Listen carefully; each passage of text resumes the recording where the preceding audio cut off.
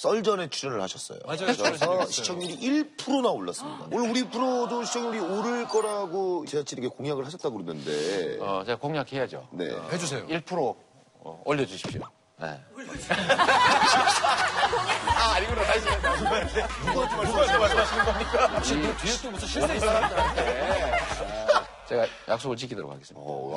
이게 어떻게 가는 거예요? 하냐면 기대된다. SNS 해야지. 그렇지. 잘하니까. 팔로워들 친구들이 100만 명 가까이 되니까 좀 알려주세요. 1%안 올라가면 나 잘립니다. 친구들이. 어떻게 보면 약간 정치계 GD 같은 느낌이신가요? GD래곤 같은 좀 영향력이 좀 있으신가 봐요. 제가 SNS를 안 하면 살 수가 없습니다. 무슨 말씀이세요? 저한테는 이게 왜곡된 공격으로부터 저를 보호하는 방패이기도 하고 또 한편은 저를 알리는 가끔씩 공격하는 무기로도 쓰고 그러죠. 대변인 분이 폭로를 하셨대요. 뭐라고요? 이재명 시장님은 자랑하기 위해서 SNS를 하는 거다. 예? SNS를 너무 시도 때도 없이 해서 불안해 죽겠다 하셨는데. 이거 솔직히 좀 증언 좀 해주세요. 네, 솔직히 자랑 많이 하죠. 마이너 기사. 만화가 나면 제가 트위터, 페이스북 이런 데다 막 씁니다. 보통 생색낸다 그러잖아요. 그리고 아예 거기다 써요. 자랑질이2. 대놓고? 해시태그로? 아예 그냥 쓰죠. 자랑질2 합니다. 이렇게. 세모칠이 진짜 편하게 방송한다. 해시태그를? 자, 무한긍정 에너지로 사랑받는 아프리카 가나에서 온 청년 샘 요칠입니다. 자, 쌤 한국에 온 지 얼마나 됐습니까? 이제 8년째입니다. 예, 제가 인천공항 도착했을 때 어제 그저께 했는데, 벌써 8년째입니다. 아니, 한국 생활 이제 꽤 했는데, 쌤이 생각했을 때 한국의 좋은 점. 일단, 편해요.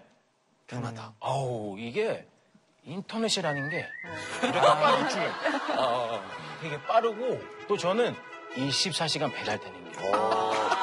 이거 진짜 좋은 아이템이에요. 12시 누워있어도 땡땡땡 하면 나오잖아요. 이런 거 아니지. 한국 빼고 아마 없을 거예요. 전 세계 없을 거예요. 전 세계 없을 거예요. 네, 진짜. 아니, 그 인지도가 좀 있어요? 가나에서는? 그 안에서는? 알아보는 사람 있어요? 신기하게 알아보는 사람이 있더라고요. 어떻게요? 네. 한국 문화를 되게 관심 많은 가나 사람들이잖아. 한국 방송을 좀 보는. 다 알더라고. 너무 신기하다. 그러면 그 피부로 와닿는 건 뭐예요? 딱 가나 갔을 때, 내가 좀 변화가 있구나, 이런 거. 사진 같이 찍자고. 또 심지어 그 공항에서도 막 VIP를 그냥 돈 거야? 그렇지, 그냥 돈 거야. B급이네. 야, 우리는 안 해주던데. 그래요? 가나 와서 해드릴게요. 아니, 가나 가서 제가 얘기 듣기에는 좋은 일 했다면서요. 제가 방송에서 가나에서 학교 지는 거를 꿈이라고 했는데, 학교. 예, 그 꿈이 이제 현실로 나타났습니다. 오. 예, 제가 최근에 가나 오칠의 학교를 오칠이? 저 이름 오칠이잖아요. 그래서 오칠의 학교 그걸 했구나. 만들어준다 가면서 이거 되게 박수 한번 주자. 멋있다, 오칠이. 오칠이 축하해. 제가 처음에 들어왔을 때 뭔가 완전 다르다. 완전 다르네, 진짜. 아니, 한 인터뷰 기사 보니까는 세모칠이의 꿈이요. 네. 대통령이 되는 거라는데, 맞습니까? 예, 맞습니다. 와. 예. 클럽은 줄만 알았는데. 가장 잘생긴 대통령이 될 것 같아요. 진짜로요. 본인의 나라로 돌아가라고. 까마귀가 한국에서 뭐 하느냐고. 여러분들의 꿈은 뭐예요? 헬조선을 탈출하는 거예요. 나라에 세금 바쳐가지고 탈출할 돈이 없어서 남아있는 거 아니에요? 저는 그건 아닐 것 같아요. 너는 언제 요새 제일 행복하다고 느꼈니? 전기장판 위에서 귤 까먹기. 자네 뭘 안 온구만. 이런 버스킹은 처음이에요. 우리 피디도 저거 하자.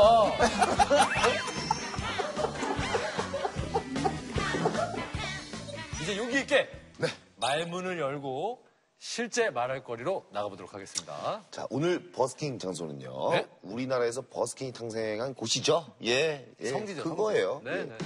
바로 서울시 마포구 홍대 입구역입니다. 자, 그럼 바로 2017년생 첫 말할 거리 서울시 마포구 홍대 입구역으로 출발을 한번 해보죠. 자, 네, 편하세요. 출발 한번 해보도록 하겠습니다. 가야 됩니다.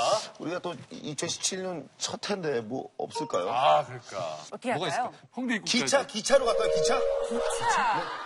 기차 놀이로? 기차 놀이로. 까치까치 설날은 어저께 고요. 우리 설날은 오늘이에요.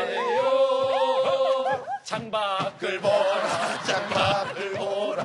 가자. 가자.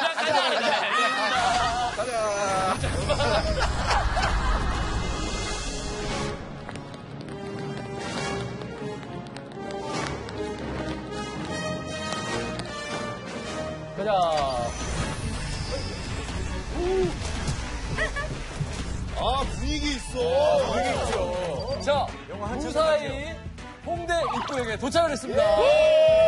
근데 오늘 이렇게 비가 많이 내리는 건 처음이에요. 원래 홍대는 또 가장 아름다울 때가 또 비 오는 때예요. 자, 그래서 저희가 보면 사실 여기에 시민분들을 모시려고 했는데 비가 와서 지금 안에 저희들이 모셨습니다. 그럼 안으로 이동을 한번 해볼까요? 네. 안녕하세요. 안녕하세요.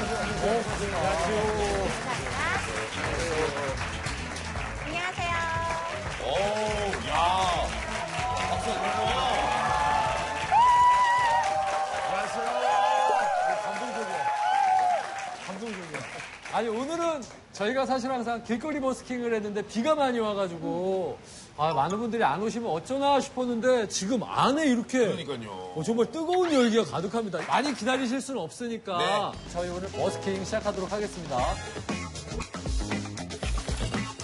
자, 이렇게 해서 저희 버스킹 대기 장소에 도착을 했습니다. 첫 번째 우리 타자이신데요. 각오가 좀 돼 있으신가요? 어떠세요? 젊은 세대들 요새 어려운 시기 아닙니까? 그렇죠. 네, 그래서 그런 것들 좀 어렵긴 하지만 좀 살려보는 뭐 그런 얘기 좀 하고 싶어요. 오, 알겠습니다. 근데 뭐 하세요?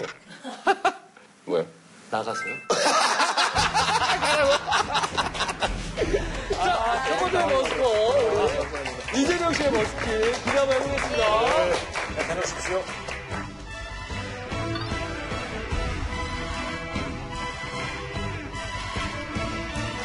안녕하세요. 안녕하세요. 네, 감사합니다.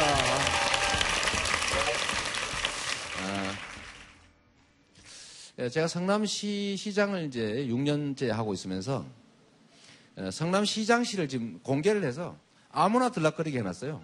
아, 정말? 여러분 한번 심심할 때 한번 오십시오. 아무나 갈 수 인증샷 있다고요? 아무 때나 할 수 있어요. 초등학교 3학년들이 저희 이제 시장실을 옵니다. 근데 오면 제가 물어보는 게 있어요. 학생 여러분, 나라의 주인이 누굽니까? 이렇게 물어보면 90% 이상이 대통령이요. 이렇게 얘기합니다. 그리고 그 중에 나 엄청 똑똑해. 이렇게 자부하는 학생 몇이는 박근혜요. 이렇게 얘기합니다. 가끔씩은 단군도 있어요. 단군도 있어요. 3학년이니까. 그럼 제가 이제 다음 질문이 또 준비되어 있죠. 그러면 성남시의 주인은 누구죠? 이렇게 물어봐요. 그러면 이제 뭐 일관성이 있으니까. 또 시장이 또 눈앞에 있고 하니까. 시장님이요. 상당히 많아요. 아, 그래요? 그럼 제가, 고마워. 그럼 내가 주인이네? 이렇게. 지금부터 주인님하고 큰절 한 번씩 해라. 이런 막 장난으로 하고 저라 그래요. 주인님 하고 막. 그것까지 장난이에요. 그다음부터 제가 준비된 게 또 있죠. 그러면 지금 저란 학생들은 다 이리 와라. 이러면 지금부터 너는 내 거다. 아까는 경어를 쓰시더니 갑자기 이제 주인이니까 말을 반말로 이제 하시네요. 근데 거기까지도 학생들 장난합니다. 아, 네네네 뭐 이러고. 근데 다음 요 얘기에는 우리 학생들이 전혀 다른 반응을 보여요. 엄마 아빠 계시지? 이러면 네. 이러면. 너네 엄마 아빠도 그러면 시장 아저씨 거다. 근데 이 얘기를 하면 백 돌아섭니다. 그건 아니다 이거예요. 어떻게 우리 엄마 아빠가 시장 끌 수가 있어요? 그러면 제가 다시 하자. 그럼 처음부터 나라의 주인이 누구지? 그러면 그때 이제 되돌아갑니다. 그때 다 아는 거예요. 우리요, 국민이요, 이렇게 얘기합니다. 실제는 다 알고 있는 거예요. 머리로는 배웠어요. 우리 헌법 1조 1항 대한민국 민주공화국이다. 국민이 주인이고 모두가 함께 만들어가는 나라라는 뜻의 민주공화국인데 학교에서 배우긴 배웠는데 느낌이 없는 겁니다. 그렇게 배워놓고는 아 나라의 주인은 대통령이지 성남시의 주인은 시장이지 이렇게 생각하는 거죠. 이게 정말로 슬픈 일입니다. 왜 이런 일이 생겼을까? 왜 자기를 누군가가 지배하는 게 당연하다고 느낄까? 대한민국 사회 전체가 실제로 그러니까요. 국민이 주인이라는 건 교과서에나 있고 실제로는 이 나라의 주인 행세를 누가 하냐면 기득권 세력들이 하죠. 소수가 지배하고 있죠. 우리가 가장 최근에 목격했던 게 그런 거예요. 국가 권력도, 경제도, 사회도 모든 영역에서 힘센 게 그야말로 최고인 나라가 돼버렸죠. 불법과 불합리, 불공정이 판을 치게 된 거예요. 경제 영역에서 보면 법률의 범위 내에서 공정하게 합리적으로 경쟁해야 되잖아요. 그죠? 그런데 대기업들은 부당 내부 거래라고 하는 거래요. 자기들끼리 비싼 거를 싸게 팔아줘. 싼 거를 비싸게 사줘요. 그리고 일거리를 자기 아는 기업에도 다 몰아줘 버려요. 근데 이게 우리 법률상은 배임죄라고 하는 형사처벌 대상입니다. 근데 우리 사회는 이걸 수없이 하는데도 처벌받은 사람을 제가 본 일이 없어요. 또 이런 것도 있어요. 미국이나 이런 선진 국가들의 경우는 청년들이 창업을 해가지고 무슨 기술을 개발했다 그러면 그걸 뭐 수백억, 수천억씩 주고 삽니다. 근데 우리나라는 베껴버려요. 베끼고 이 중에 셋 중에 핵심적 인력이 이분이에요. 그러면 이리 오세요. 이래가지고 소위 스카우트를 해가지고 이 핵심 인력을 빼가버립니다. 근데 이게 불법이거든요. 하면 안 되는 거지. 이러면 누가 창업을 하겠어요? 공정한 경쟁이 전혀 보장되지 않습니다. 그래서 지금 결론은 어떠냐면 우리 사회의 100대 부자 중에 8할 이상이 다 부모한테 물려받았어요. 그렇더라고요. 그러니까요. 창업을 한 사람이 없더라고요. 근데 미국은 80% 이상이 다 자수성가한 사람들이에요. 그럼 가진 재산은 어떠냐? 상위 10%가 66%를 가지고 있습니다. 우리나라 모든 자산의 3분의 1을 상위의 10%, 10명 중에 1명이 가지고 있어요. 나머지 3분의 1을 90%가 나눠 갖고 있는 거죠.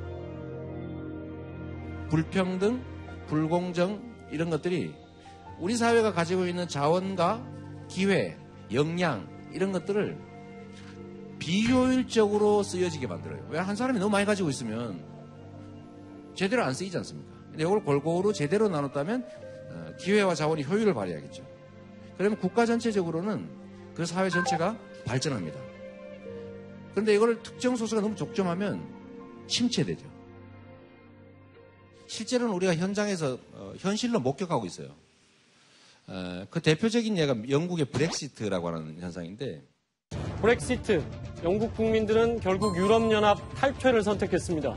1973년 EU의 전신인 유럽 경제공동체 EEC에 가입한 이후 43년 만에 유럽 공동체에서 탈퇴를 선택했습니다. 영국은 EU, 그러니까 유럽연합에 남아있는 게 이익이에요. 영국 자체는.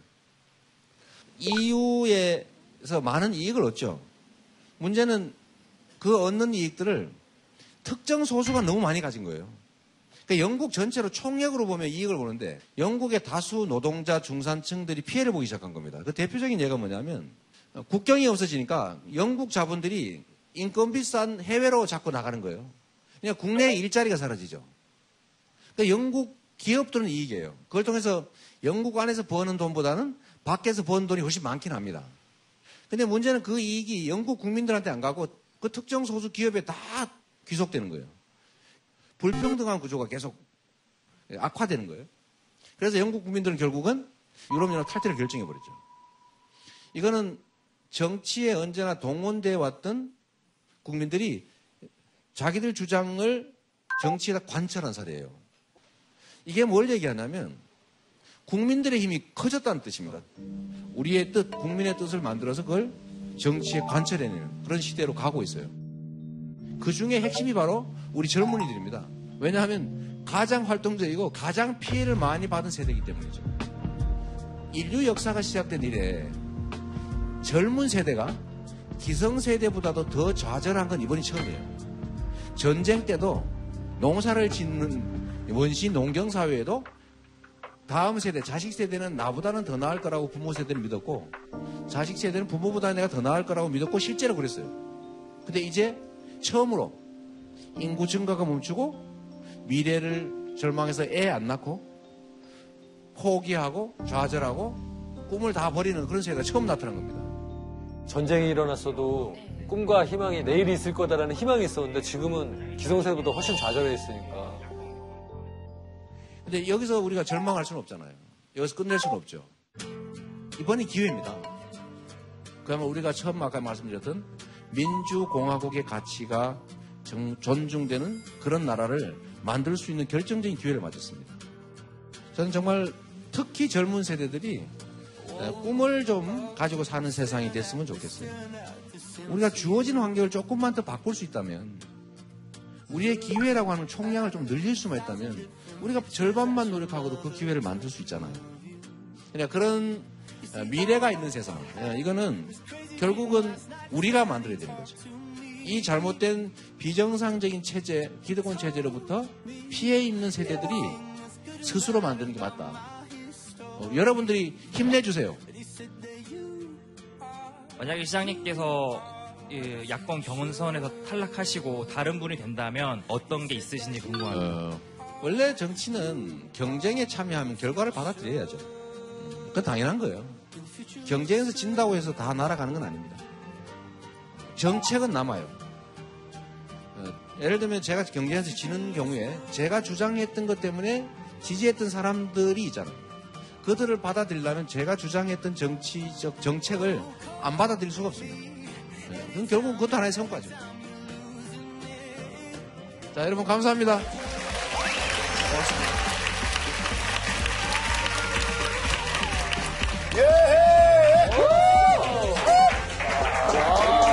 역시. 앉으세요, 앉으세요. 이게 저는 요즘에 예능 프로가 완전히 위기예요. 실제로 뉴스가 훨씬 재밌어요. 맞습니다. 이 얘기에 대해서 어떻게 생각을 하세요? 100% 동감합니다. 이게 그야말로 비정상적이어서 그러죠. 원래 재미는 약간 일탈에서 오잖아요.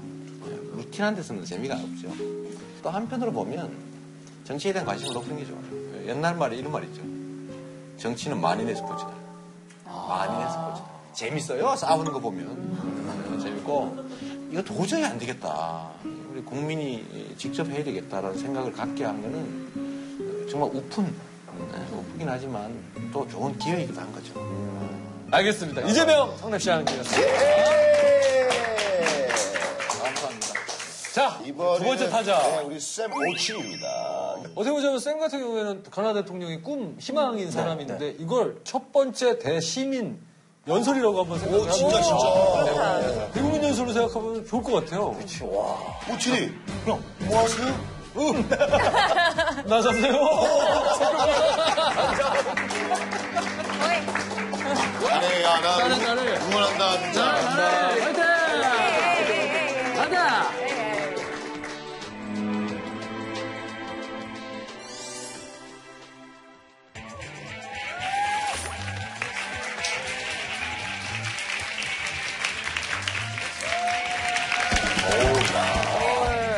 나는 내가 어른이 되면 난 저런 몸일 줄 알았는데. 오랜만에 또 홍대 오니까 기분이 참 좋네요. 옛날에 여기서 계속 놀았거든요. 대학교 1학년 때 계속 주말마다 친구들과 많이 놀았죠. 또 오니까 반갑습니다. 제가 얘기할 것은 방송에서 얘기 한 번 적이 없습니다. 제가 2009년도에 한국 오게 됐습니다. 처음 왔을 때 한국말 아예 몰랐습니다. 그래서 1년 동안 어학당에서 한국어를 공부했습니다. 제가 한국어를 공부하면서 가장 좋아했던 단어 뭔지 아세요? 바로 우리라는 단어. 우리 집, 우리 아빠, 우리 엄마 너무 좋은 거예요. 왜냐하면 저는 그 환경에서 자랐습니다. 가나는 대부분 이제 대가족끼리 살아요. 그래서 엄마, 아빠, 삼촌, 사촌 다 한 집에 사는 경우가 굉장히 많거든요. 이 우리라는 개념이 다른 언어에 잘 없답니다. 그러게요. 영어로는 my mother, my home 이렇게 얘기하는데 근데 우리 집, 우리 엄마라고 얘기하잖아. 그래서 우리라는 그런 단어에 대해 오늘 얘기를 해보겠습니다. 내가 아는 우리라는 단어 굉장히 좋은데요. 근데 한국에서 그런 우리라는 단어에 과연 저와 같은 피부 갖고 있는 사람들도 포함되어 있을까? 아니면 되어 있는 건가? 그런 생각 들었습니다. 제가 한국 살면서 그런 경험했던 사건들을 한번 얘기를 해보겠습니다. 제가 한국 처음 왔을 때 아프리카 사람이라고 생각했을 때 사람들을 질문 많이 했습니다. 진짜 말도 안 되는 질문 많이 받았거든요. 예를 들어 집에서 사자를 키우냐고. 이제 계속 듣다 보니까 어느 순간부터 저도 자연스럽게 저희 아빠가 사자 2마리 키웠습니다. 어떻게 보면 말도 안 되는 얘기죠. 근데 그 정도 한국 사람들은 흑인들의 또 아프리카 친구들에 대해 그 정도 몰랐습니다. 근데 어느 날 제가 학교 다녔을 때 2호선 타고 계속 왔다 갔다 했거든요. 이제 2호선도 참 되게 많잖아요. 자리 비우자마자 바로 가서 앉아야 되는데 어떤 아주머님이 빨리 뛰어가서 그 자리에 앉는 거예요. 앉자마자 바로 다리 쫙 펴고 앉지 말라고. 이 까마귀가 한국에서 뭐 하느냐고. 어머. 그런 식으로 본인의 나라로 돌아가라고. 그런 식으로 그냥 대놓고 차별하는 거예요. 진짜 말 그대로 제가 놀랐습니다. 이 정도 차별할 수 있구나. 또 심지어 옆에 있었던 한국 친구까지 욕도 하고 왜 이 사람이랑 같이 다니냐고. 옆에서 친구한테. 근데 그 와중에 제가 제일 마음이 아팠던 게 바로 그 자리에 있었던 그 한국 사람들이에요. 네. 이 얘기하지 않고 가만히 보고 있었던 모습이 마음이 되게 아팠어요. 한국 사람들 다 저렇나. 이렇게 외국인이 그렇잖아. 어려운 상황에 있었을 때 그냥 도와주지 않고 그냥 냅두고 그냥 지켜보기만 할 거냐. 마음이 많이 아팠습니다. 부끄럽네요, 그렇죠. 미안하다. 미안해. 또 한 사건이 있는데 대학생이면은 알바를 해야 돼요. 예, 알바해야 먹고 살죠. 예. 사람들이 잘 모르는데 가나에서는 물론 가나어는 있지만 공식적으로 영어를 써요. 영어권이죠, 가나가. 예, 여러분 알고 있었습니까? 몰랐습니다. 몰랐죠. 예, 그래서 가끔 제가 방송 출연하고 영어하면 사람들 놀래요. 오칠이 씨 영어 할 줄 알아요? 공용호가 영어인데. 편견이네요. 모르니까. 네. 그래서 알바 하겠다고 제가 영어 학원 한번 면접을 보러 갔었습니다. 근데 면접 하기 전에 이제 사전 인터뷰 같은 걸 해요. 이제 통화로 영어를 잘하냐? 저는 영어 합니다. 모국어 영어냐? 모국어 영어입니다. 그럼 내일 직접 와서 면접을 하라고. 그래서 면접 보러 갔었죠. 근데 사장님이 어떤 얘기 하셨냐면, 우치리 씨 다 좋은데, 죄송합니다만, 일을 할 수 없었습니다. 우리 학원이 흑인 받는 자체가 상상 못할 거라고, 이제 부모님들을 굉장히 싫어할 거라고, 결국은 단순히 일단 흑인 사람이고, 일단 아프리카 사람이고, 그래서 안 된다고. 그 후에도 맨날 인터뷰 하다가 마지막 질문 물어봐요. 백인이냐고. 흑인이라고 하면은, 알겠습니다. 다음에 연락드리겠습니다. 끝. 절대 연락이 안 와요.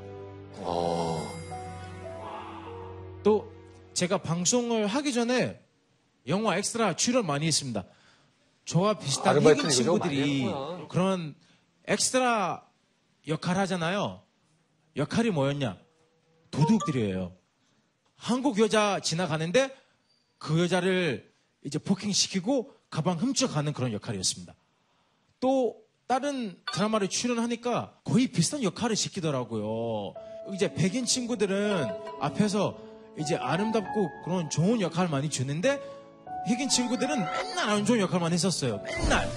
우리 사회도 정말 백인과 흑인에 대한 이 차별의식이 엄청나요. 똑같이 있으면 낮게 보이고. 3년 전에 혹시 여러분 에볼라 아시죠? 3년 전에 이제 서아프리카 쪽에서 이제 에볼라라는 그런 병이 크게 화제가 돼갖고 많은 사람들은 저 병 걸렸는데 이태원에서 어느 날 지나가다가 어떤 식당이 간판에 뭐 써 있냐면 에볼라 때문에 아프리카 사람들 들어오면 안 된다는 얘기 딱 써 있었습니다. 출입구지? 제가 진짜 그거 보고 너무 심각하지 않느냐 그런 생각했습니다. 그냥 대놓고 너는 아프리카 사람 때문에 여기 들어오지 말라. 그래서 여기 한국에 사는 흑인하고 또 아프리카 친구들 굉장히 화를 냈죠. 아니 우리도 같은 고객님인데 같은 돈 쓰는데 왜 굳이 들어오면 안 된다고. 그래서 이게 좀 세계적으로 크게 화제가 됐어요. 한국에 오고 싶은 흑인 친구들 굉장히 많은데 그런 거 보고 굉장히 놀랐어요. 쌤이 항상 웃고 있어서 차별을 당했다라고는 생각도 못했었어요. 쌤 진짜 좋아하거든요, 우리나라. 제가 방송 시작하고 이제 비정상회담 그거 통해서 광고를 많이 들어왔죠. 야, 이제 방송이 조금 되구나 이게. 그 중에 제가 아직도 제일 기억 남는 광고가 동대문 그 듀타 건물이 있거든요. 572 사진이 크게 걸려 있더라고요, 그 건물에. 제가 어느 날 동대문 친구랑 가는데 그 친구가 그 사진 보고 그 자리에서 뻥뻥 울었어요. 아니, 어떡해. 왜 우냐고 물어봤더니 본인이 아프리카 사람으로서 한국에 살면서 이제 흑인 사람이 고물에 그렇게 크게 걸릴 수 있는 자체가 전혀 상상도 못한 일이었대요. 아, 한국에서는 이제 어느 정도 우리 흑인들에 대해 좀 좋게 생각하는구나. 이 정도를 해주면은 좋겠다고 생각하는 거죠. 제가 한국에서 이제 흑인으로서 그런 안 좋은 일을 많이 겪었는데 왜 아직도 한국에서 살고 있냐? 왜 아직도 방송을 하고 있냐? 바로 그 이유가 우리라는 단어 때문이에요. 물론 그런 안 좋은 일이 있었지만 좋은 일이 굉장히 많았습니다. 또 좋은 친구들 굉장히 많았었어요. 그 친구들 맨날 어려울 때 오치라 걱정 마. 어차피 우리 있기 때문에 할 수 있다. 또 이제 외국인이다 보니까 한국에서 가장 외로울 때 크리스마스예요. 그때 가족 생각을 많이 났는데 친구가 저한테 물어봤어요. 오치라, 제 한국 이름이 철이거든요. 오철이. 네. 철이야, 너 크리스마스 때 뭐 해? 아, 나 저 가나 가고 싶은데 비행기 값이 너무 비싸서 그냥 한국에서 보낼 거예요. 아, 그렇지 말고 자기 집으로 오라고. 같이 크리스마스 보내게. 저는 그냥 단순히 거기 가서 밥 먹고 나올 줄 알았는데 제가 거기 3일 동안 있었어요. 자, 그 친구 집이 어찌 맛있게 먹으라고. 크리스마스니까. 우리니까 혼자 하면은 안 되고 같이 하자고. 작년에 제가 가나에서 오치리 학교를 지웠습니다. 예, 오치리 학교. 감사합니다.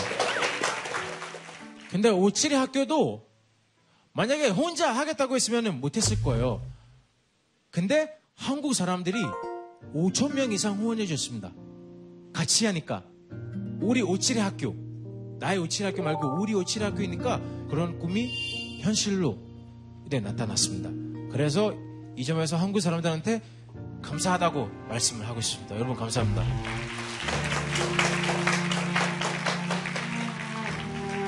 우리라는 그 단어가 굉장히 중요하죠.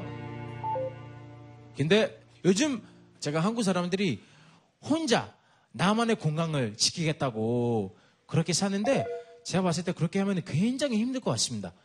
요즘 세상은 바로 옆집 누구 사는지 몰라요. 서로 도와주고 제가 많이 있으면은 없는 사람한테 나눠주고 나만 생각을 하지 말고 우리의 생각을 해서 앞으로 한 발씩 출발하면은 참 대한민국이라는 나라가 아름답고 또 좋은 사회가 되지 않을까라는 생각 듭니다. 감사합니다.